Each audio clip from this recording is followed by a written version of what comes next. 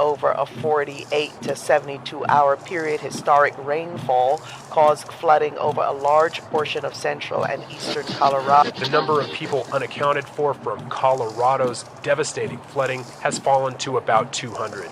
Rescuers continued efforts to reach stranded victims Wednesday, while electricity, phone services, and other folks on the west end of our county are isolated with no way for us to get to them and no way for them to get to us except through air operations.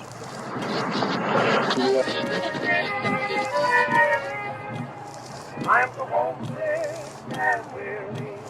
Do you wonder why I find it's the call of the Rockies within this heart of mine? Can you picture the cabin nestled on a vibrant stone?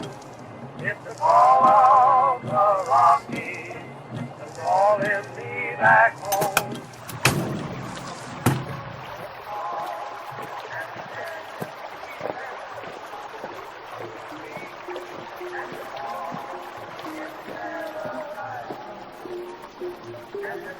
11:30 at night, I walked out to see the river behind our house. It was seething pretty hard. And I went and paced a little bit in the house, but didn't even wake up my wife or kid yet. But around 12 o'clock at night, I walked out to go back to the studio because I've been working on a recording in the studio behind our house, and the water came pouring through the door. So I closed the door as quick as possible, ran out to the studio and started grabbing things, as many of our valuable things from the studio as possible. Things in my arms, throwing them in the van, waking up my kid and my wife to get in the van and grab things. And we had basically a half an hour from the time I actually knew what was happening at 12 to about 12:30 before it was above the bottom of our van and getting up to the engine and thinking we had to get out and just cut and run.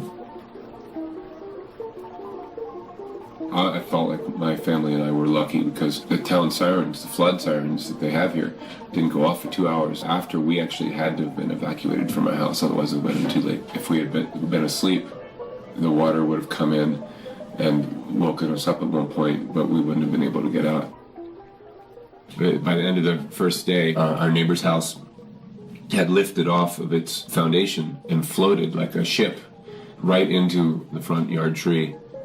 And so it was sort of leaning on our chimney, and it looked like the water at one point had come up to almost the top of the actual door frames in the back. So I knew it was pretty intensive there.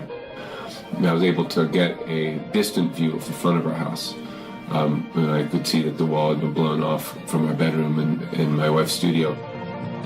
I beg you to come home tonight. I'm so blue all alone. I promise I'll treat you right. Love will never reach you home. I beg you, love will never reach you home.